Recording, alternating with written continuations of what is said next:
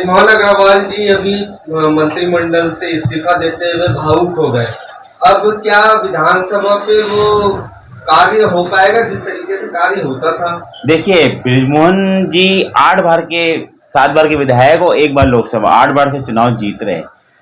बृजमोहन जी का एक पूरा परिवार था 10वीं विधानसभा। अगर हम अपने परिवार से काफी टाइम तक साथ में रहे हैं, उस परिवार से थोड़ा सा अलग हो रहे हैं, तो मन भावुक हो जाता है।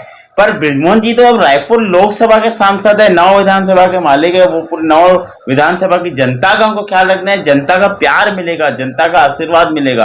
तो थोड़ा सा मन में ऐसा लगता है कि उस विधानसभा से अगर मैं इस्तीफा दे रहा हूं, जहां से जनता मुझे 7 बार जिताई है और जनता का बहुत प्यार मिला है, 7 बार विधायक बनना माने बहुत बड़ा होता है। उससे पता चलता है कि एक बृजमोहन जी का वो पूरा परिवार था, विधानसभा पूरा परिवार था। तो थोड़ा सा मैं भावुक होने में आंसू आ जाते। अगर हमारे घर में कोई मेहमान आता है, 10 दिन 15 दिन रहता है, और वो चले जाता है, तो हमारे मन में भी, हमारी आंखों में भी एक आंसू आ जाते हैं। तो इसमें ऐसा कोई दिक्कत वाली बात नहीं है।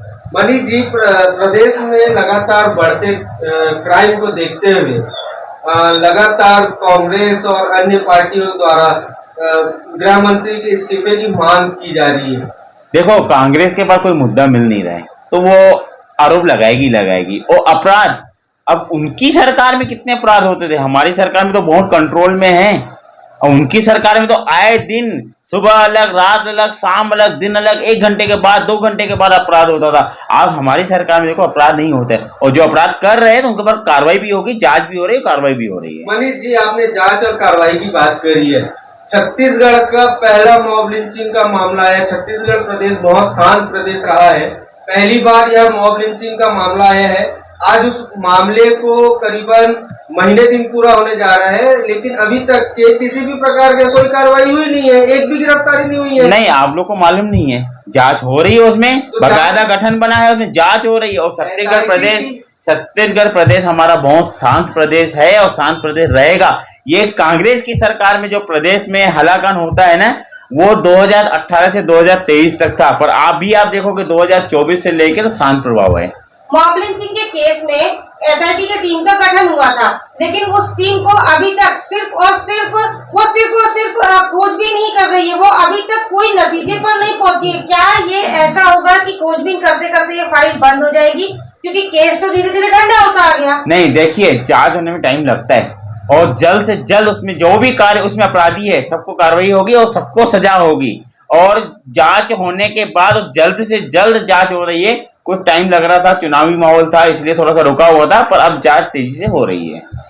आपने कहा जांच हो रही है, 307 की धारा लगी, लेकिन अभी तक के 3 मृत्यु होने के बाद भी 302 नहीं लगी है। देखो, बिना जांच के धारा नहीं लगती है। अब पहले जांच होगी, उसके बाद धारा लगेगी। और इतना हम विश्वास दिला रहे हैं कि जो अपराधी है उनके ऊपर कड़ी से कड़ी कार्रवाई होगी। 3 अलग अलग घर के 3 चिराग बुझ चुके हैं मनीष जी। उसके लिए इंतजार हो रहा है। उसके लिए हम बहुत संदा है, और ऐसे किसका भी अगर चिराग चले जाता है तो बहुत दुखद वाली बात है। ये किसी भी रहेगा, कोई भी पार्टी का रहे, अन्य पार्टी रहे, किसी में रहे, बाकी जांच हो रही है और जल्द से जल्द जो अपराधी है पकड़ा जाएंगे। वो बड़ौदा बाजार का अग्निकांड कहीं न कहीं भाजपा सरकार पे एक काला धब्बा है।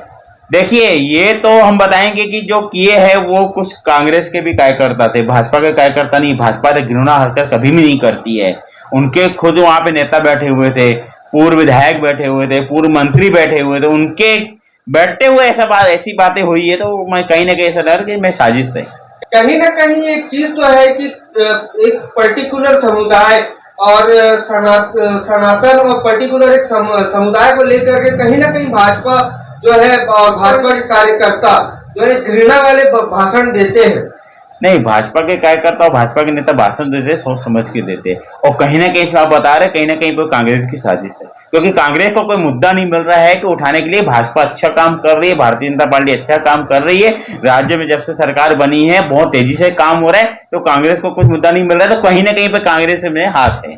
हर चीज में भाजपा जो है कांग्रेस पे उंगली उठाती है। शिवसेना कांग्रेस का एक अंग नहीं है, लेकिन वो शिवसेना जो है भाजपा का कहीं ना कहीं अंग कहलाता है। उसके बाद आज भाजपा का महा धरना होता है, उसमें चौक में खड़े होकर के, मंच पे खड़े होकर के उनके पदाधिकारी, उनके कार्यकर्ता कहते हैं कि मुसलमानों और ईसाइयों को काट के फेंक दो।